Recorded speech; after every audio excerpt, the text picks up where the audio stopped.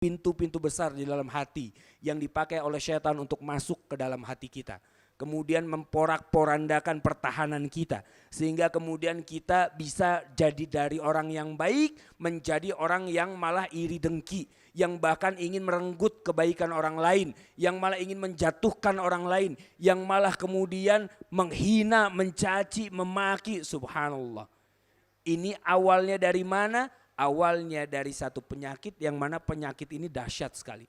Sampai-sampai penyakit hati ini Allah buatkan surat khusus yang mana kita diperintahkan untuk berlindung kepada Allah.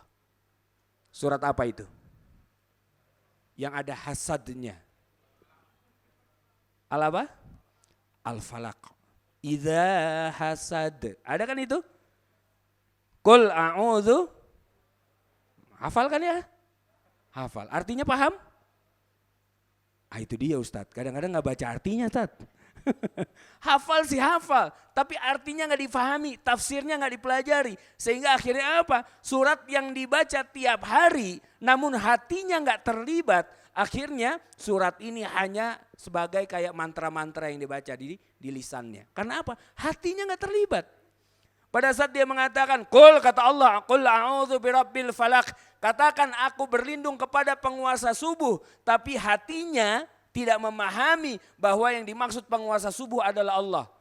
Hatinya pada saat membaca surat ini kemudian tidak betul-betul mencoba berlindung kepada Allah Subhanahu wa taala. Tapi apa? Tapi surat ini dibaca karena merupakan surat yang termasuk surat pendek. Yang paling gampang dia baca. Al-Falaq, Anas. Kemudian Al-Ikhlas, ya, Al-Kafirun, paling begitu itu, bolak-balik, bolak-balik, bolak-balik. Sementara kalau ini dibaca dengan hati yang benar-benar, mustahil dia punya penyakit hati di dalam hatinya. Mustahil dia punya kemudian penyakit hasad di dalam hatinya.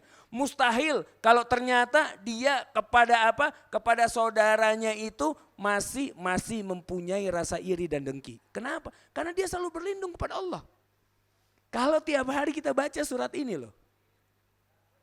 Tapi ternyata kok masih bisa timbul ya hal-hal seperti itu. Karena apa? Karena memang kita punya satu musuh yang mana musuh ini walaupun gak tampak tapi jelas musuh itu. Innahu lakum aduwwum mubin kata Allah. Bahwa sesungguhnya dia itu bagi kalian adalah musuh yang nyata. Walaupun gak kelihatan, yaitu syaitan, iblis.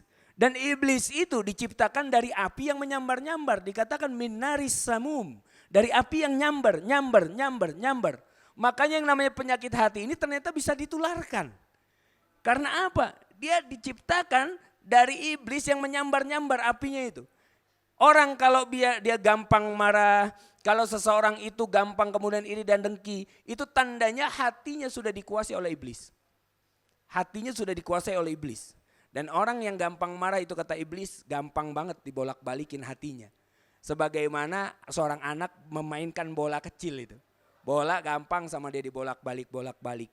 Diarahkan kemana saja, mau ditendang kemana, mau diarahkan kemana itu mudah sekali. Itu tandanya apa? Tandanya hati kita sudah dikuasai oleh syaitan. Sudah dikuasai oleh iblis. Nah kita perlu memahami ini. Hati kita yang sekarang ada itu hati yang seperti apa? Jangan-jangan kita sendiri tidak memahami bagaimana cara menjaga hati kita. Jangan-jangan hati yang kita pikirkan sekarang adalah tentang bagaimana sakitnya hati kita pada saat hanya dibohongi pasangan. Bagaimana sakitnya hati kita saat ditikung oleh teman baik. Bagaimana hati kita sakit pada saat seorang anak ternyata tidak memahami isi hati dari orang tuanya misalnya. Ya. Tapi dia tidak memahami bagaimana hati ini bisa berfungsi di dalam keimanannya. Bagaimana hati ini mempunyai peran yang khusus dan vital dalam menciptakan keimanan di dalam dirinya. Karena kalau hati sudah tertahan oleh dosa-dosa, subhanallah. Maka ini bahaya sekali bagi kita. Dia punya telinga nggak bisa mendengar dengan baik. Dia punya pandangan atau penglihatan tidak bisa melihat dengan yang baik-baik. Tetapi isinya hanya melihat kemaksiatan yang ada. Usikum wa nafsi bitaqallah. Nah kita bisa mengukur sebetulnya hati kita ini. Bisa mengukur. Cek. Dalam satu harian tadi, dari mulai bangun subuh misalnya, sampai sekarang. Berapa lama mata kita pakai untuk melihat hal-hal yang nggak baik atau hal-hal yang mubah, dan berapa lama mata kita pakai untuk melihat hal-hal yang baik. Baca Quran misalnya. Dari tadi mulai bangun sampai sekarang lebih banyak yang mana? Kira-kira banyak yang mana? Baca Quran hari ini udah berapa halaman? Wah, tawadu semua ini. Nggak mau ria Ustadz, saya nggak mau ngomong. Karena orang belum baca sih.